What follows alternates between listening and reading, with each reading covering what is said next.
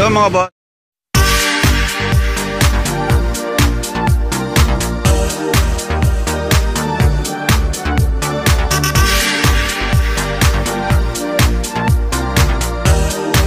good morning, no? Meron tayong gagawin dito na na Hyundai Accent CRD 2017 model, no? So sir ay taga saan ka pa galing yan, sir? Calamba, mga boss, no? So dumayo si sir ng Taytay, no, para lang mapagawa yung niya, yung aircon. Ngayon, ilang araw to sir nalinisan sa Nova Class? 1 month? Pero nung nalinisan lang, umuki naman. Bumalik ulit.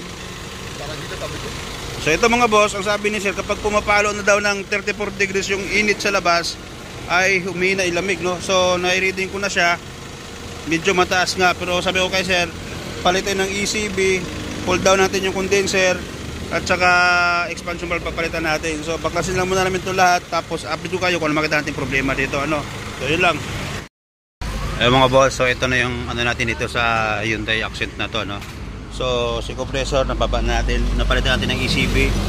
Si condenser, kung kita nyo naman, grabe yung itim, no? Sa dumi po ng condenser mga boss, dito galing yan. Pati si radiator nalinisan din natin, no? So mayroon silang nilagay dito na additional na fan. So may titingnan natin kung kasi sinabi ko sa sir na pwedeng i-disconnect na natin ito, no?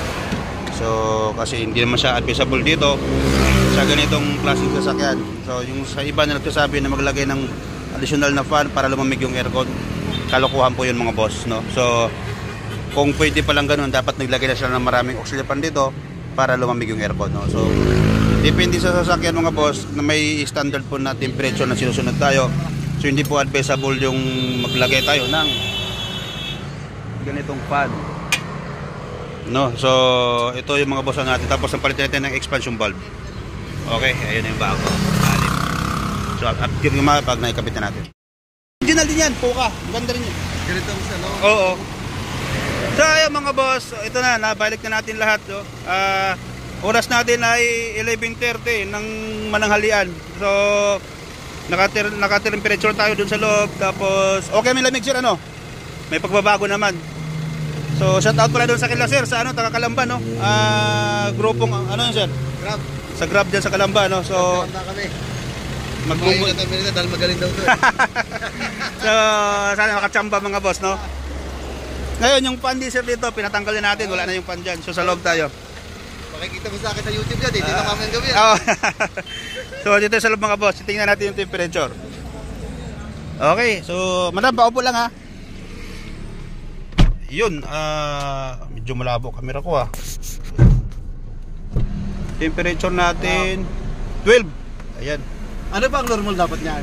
Ito boss, standard to, tanghalin tapat to 12. Lalamig pa to.